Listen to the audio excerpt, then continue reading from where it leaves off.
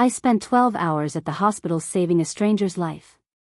When I came home, I found my husband in our bed with his coworker. He didn't even flinch. "You're never home anyway," he said, zipping his jeans. I sat on the edge of the bed, numb.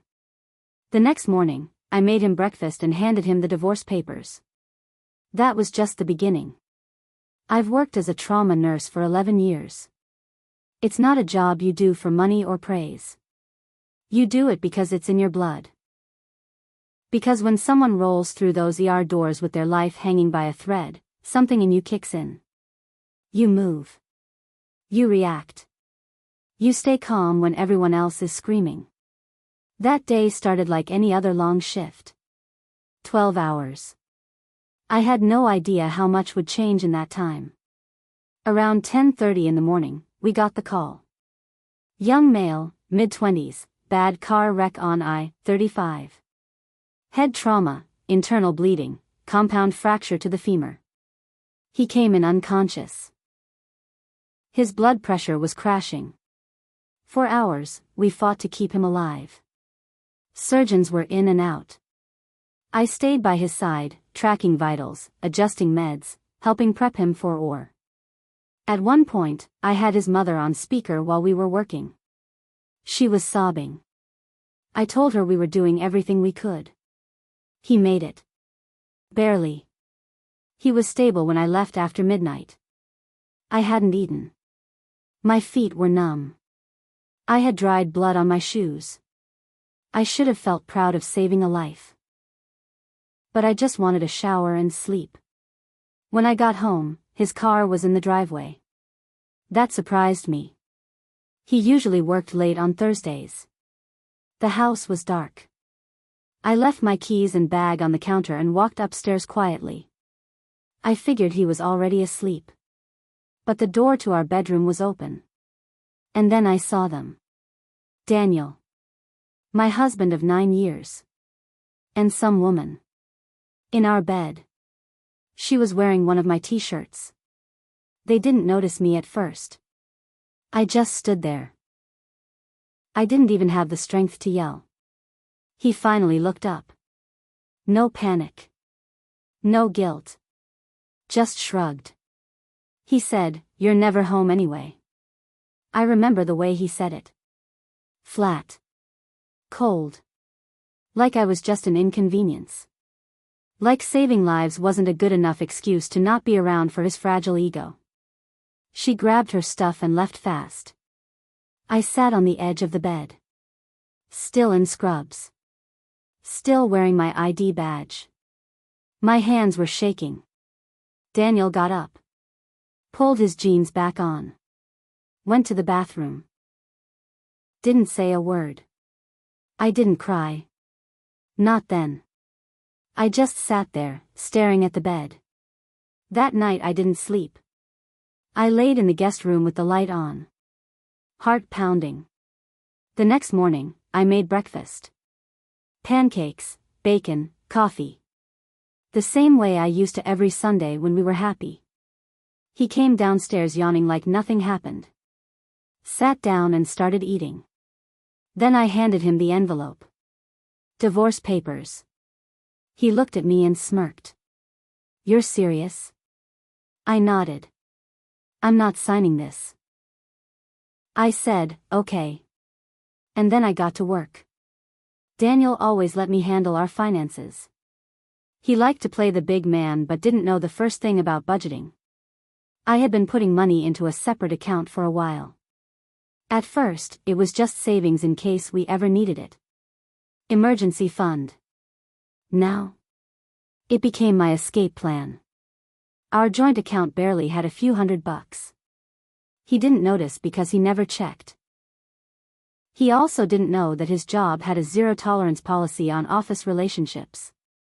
Especially between managers and subordinates. Guess who his little girlfriend was? His direct report. I had screenshots. Emails. One especially damning photo from his work trip where they shared a hotel room. I sent it all. Anonymously. He was fired within 2 weeks. He came home fuming. Threw his keys on the counter. Someone ratted me out. You wouldn't know anything about that, would you? I just sipped my tea and said, you should be careful about what you post online. Still didn't sign. So I hit him where it hurt. The car. Daniel had a shiny red Mustang that he treated like a child. I never understood the obsession. He washed it every Saturday morning. But it was in my name. I co-signed the loan. That meant I could take it. I called the lender. Told them I wanted it repossessed. They picked it up in the middle of the night. I stood at the window and watched them tow it away. Next morning, he stormed into the kitchen. Where's my F.I.N.G. car? I said, oh. It's gone. You can't do that, he yelled. Already did. Still didn't sign. So I called his mother. She adored me. Always told me I was the best thing to happen to her son. So I told her everything. The cheating. The excuses. The bed. The Mustang. She cried. Then she hung up. She didn't speak to him for weeks after that. Then came the final push. I told my lawyer I wanted to subpoena all his phone records. Texts. Emails. Photos. Everything, for the divorce. And that got his attention. He called me late at night. His voice shaky. Can we just talk? I said, we can talk after you sign. He did. And I wasn't done yet. So, Daniel finally signed the divorce papers. But that didn't mean it was over. Not even close. I thought once I had the papers signed, I'd feel relief. I didn't. Not yet. It felt more like unfinished business. Like there were still loose ends.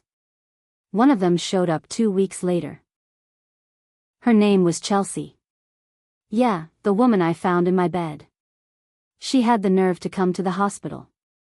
She waited outside the staff entrance like some lost puppy. I spotted her as soon as I stepped out after a long shift. Hi, she said, like we were old friends. I froze. I just want to talk, she added, like that would somehow make it okay. I told her she had 1 minute. That was generous. She looked nervous. Fidgeted with her purse. I didn't know he was married, she said. I swear. I said nothing. She kept going. He told me you were separated. That you were staying with a sister or something. He said the divorce was almost final. That sounded like Daniel. Always twisting things just enough to make himself the victim. I asked her, and you believe that? She shrugged. He seemed honest. I wanted to scream. But I was too tired. Then she hit me with something unexpected. I think I might be pregnant. My heart stopped. I stared at her. She wasn't lying. I could see it in her face. She wasn't here to fight. She looked scared. Too scared to be making it up. Are you sure? I asked. Not yet. I'm late. But I thought you should know. In case, she trailed off. I told her good luck and walked away. That night, I couldn't sleep. What if she really was pregnant? What if Daniel was about to become a father? Did he even deserve that? What kind of dad would he be? What kind of mess would he drag that kid into? A few days later, Chelsea messaged me. False alarm. I should have felt relief, but I didn't. I felt numb. Mostly angry that even after signing the papers, Daniel's chaos still found ways to pull me in. I tried moving on. But something kept gnawing at me. Then one day, my phone rang. Unknown number. It was a man. Is this Hannah? He asked. Yes. You don't know me. My name is Marcus. I'm Chelsea's husband. I sat down. He told me everything. He'd found texts. Photos. Emails. He confronted her. She admitted it. She told him everything. How she thought Daniel was single, how he lied to her, how she made a mistake. And then Marcus said something I didn't expect. I want to meet. Not for anything weird. I think we've both been through hell, and I need to talk to someone who understands. So we met. At a coffee shop on 13th Street. He was quiet. Tall. Looked like he hadn't slept in days. We talked for almost 3 hours. He wasn't angry like I expected. He was hurt. Deeply. Just like me. Not yelling. Not bitter. Just broken. I learned that Chelsea and Marcus had been married for 5 years. No kids. He worked as a mechanic, part-time at a towing company. Liked fishing. Old country music. Real steady guy. He asked me what I was going to do now. I told him I didn't know. Then he said, "You ever wonder why they do it? People like them?" All I could say was, yeah. Every day. That was the beginning of something. Not romantic. Not yet. Just two people who'd been burned. Sitting with the ashes. Trying to figure out if they could rebuild. But while that was happening, Daniel's life was unraveling faster than I expected. One of his old coworkers reached out to me. Said Daniel had been spreading rumors. Telling people I cheated on him. That I stole money from him. That I had him fired out of spite. Typical Daniel.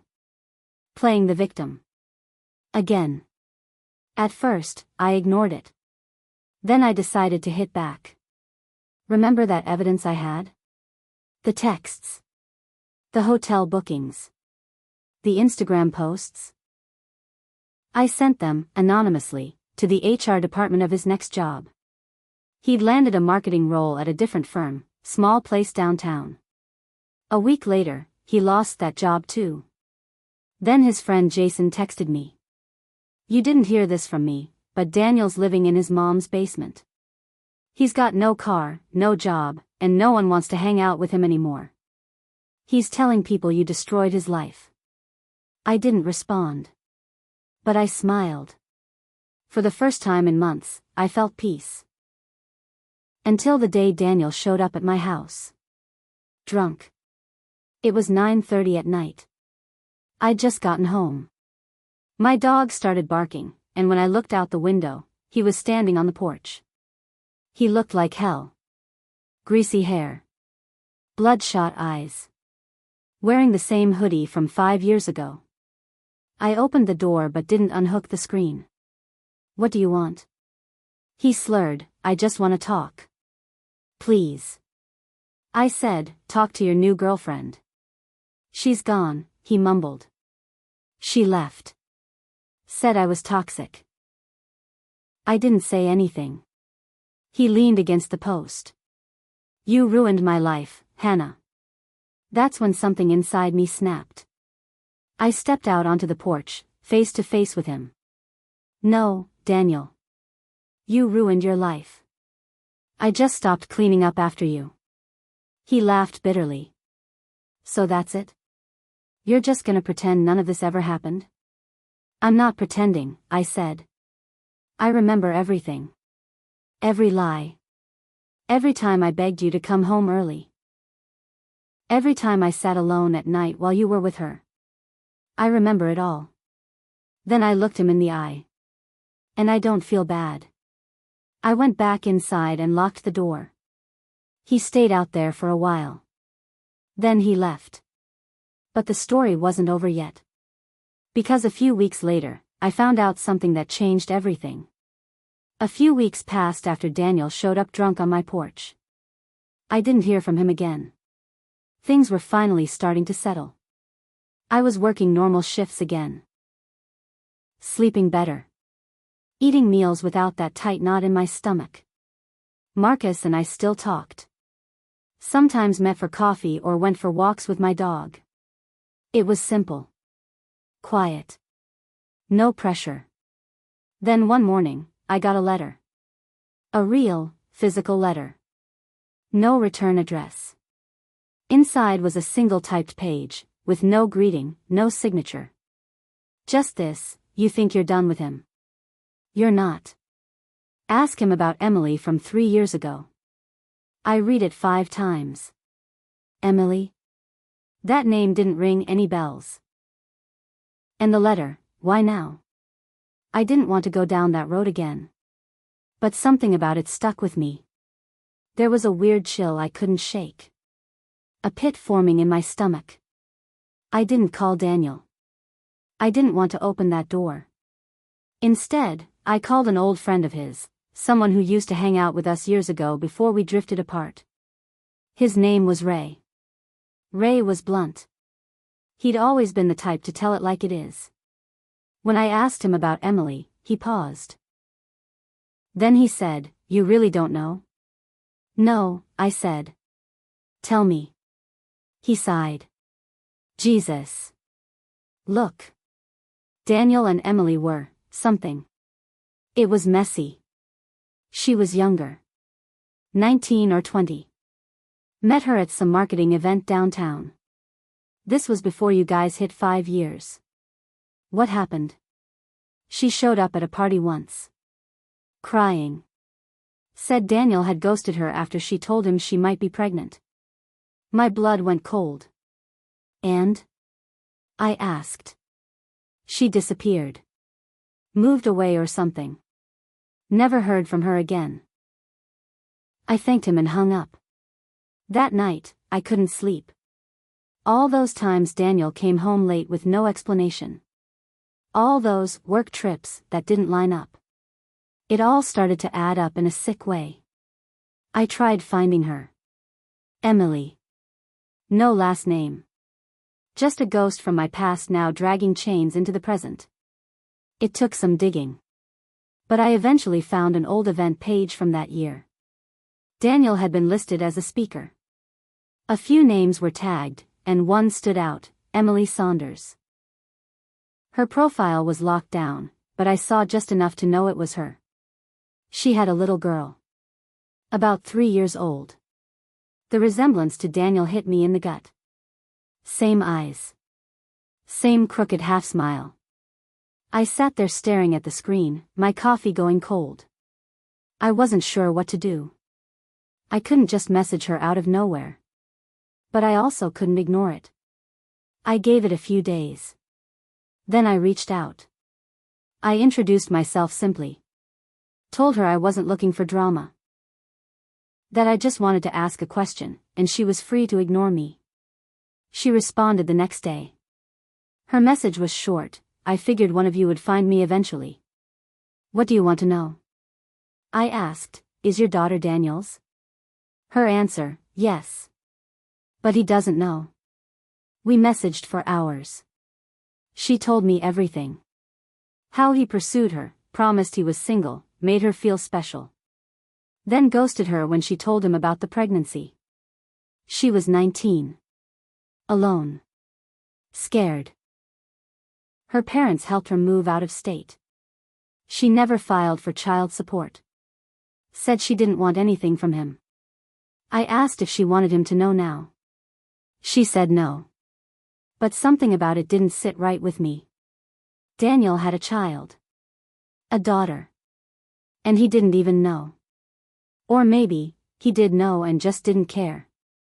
The more I thought about it, the more disgusted I felt. Not just with him, but with myself, for ever defending him. For wasting nearly a decade with someone who could do that to a kid. I didn't tell Emily what I was going to do. I just said thank you and wished her peace. Then I met with my lawyer again. Because there was something else I could do. Remember how Daniel accused me of stealing our money? Told people I ruined his life? Well, I kept receipts.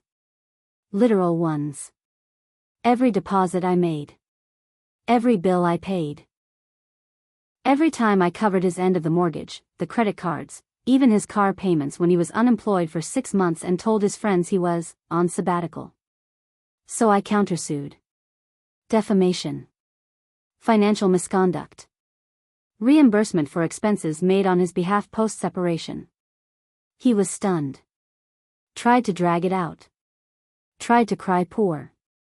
But I had the files. The dates. The receipts. I wasn't bluffing anymore. I was done playing nice.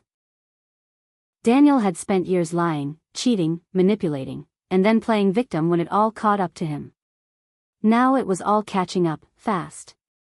And I wasn't even close to done. The lawsuit took a few months to move forward. Daniel tried every delay tactic he could.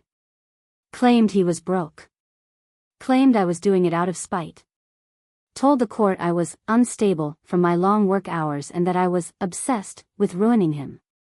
But none of that held up. I had paperwork for everything. Bank records, shared credit cards I'd paid off alone, insurance premiums, even his gym membership I had been unknowingly covering after we separated. My lawyer laid it out clearly. Daniel had benefited from thousands of dollars post-breakup that he had no legal claim to. I wasn't just asking for reimbursement. I wanted to make it hurt. He owed me over $18,000. The court agreed. The judge ordered him to begin making monthly payments and added a wage garnishment order after he failed to pay the first installment. But Daniel had no stable job. So the garnishment kicked in the moment he took a temp gig at a local auto parts warehouse. He was making barely enough to survive. Now, he was bringing home less than minimum wage after deductions. But the real blow came later. Remember Emily? The girl from 3 years ago, the one with the daughter he never met? Even though she said she wanted nothing to do with him, she changed her mind when she heard about my lawsuit. She realized something. If he was lying to me, if he could abandon a marriage and play victim, then maybe her daughter deserved better. Maybe she deserved the truth. So she filed for child support. And this time, Daniel couldn't run. A paternity test confirmed it. The kid was his. The judge ordered retroactive support. Daniel now owed back child support, new monthly payments, and still had my judgment garnishment eating away at every paycheck. He had no house, no car, no support system. His mom was done with him. She told me so herself in a grocery store aisle of all places. She looked tired. Worn down. Told me she was sorry for raising a son who thinks loyalty is optional. I believed her. But Daniel? He was drowning. And I was finally breathing again. I moved into a new house. Not fancy, but mine. Peaceful. I planted a garden out back, something I'd always wanted but he said was too much work. Marcus and I stayed close. Real close. It didn't happen overnight, but over time we started dating. Slowly. Carefully. He respected my space, never pushed. He understood brokenness because he'd been through it too. One night, I asked him what he'd say to Chelsea now if he had the chance. He looked me in the eye and said, "Thank you, for leaving. You cleared the road for someone better." We both knew what that meant. But I'd be lying if I said I walked away from everything spotless. I held on to a lot of rage. More than I realized. And it started showing up in ways I didn't expect. I snapped at coworkers. I got too invested in other people's drama. I couldn't relax. I went to therapy. Not because of Daniel.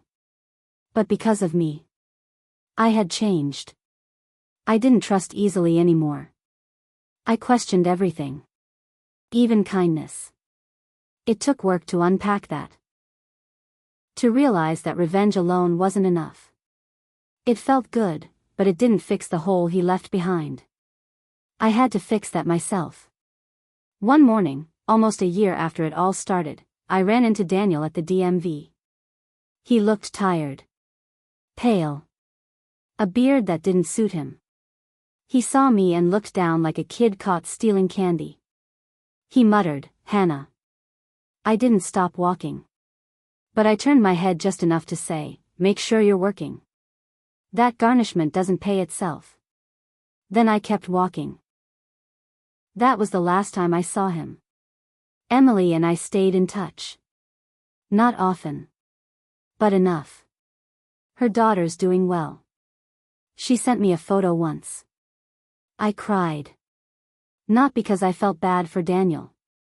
But because that little girl was the only good thing to come from all that mess. She had nothing to do with the lies or the cheating or the heartbreak, but somehow she carried all the strength in the world in her eyes. My story didn't end with revenge. It ended with freedom. And finally, peace.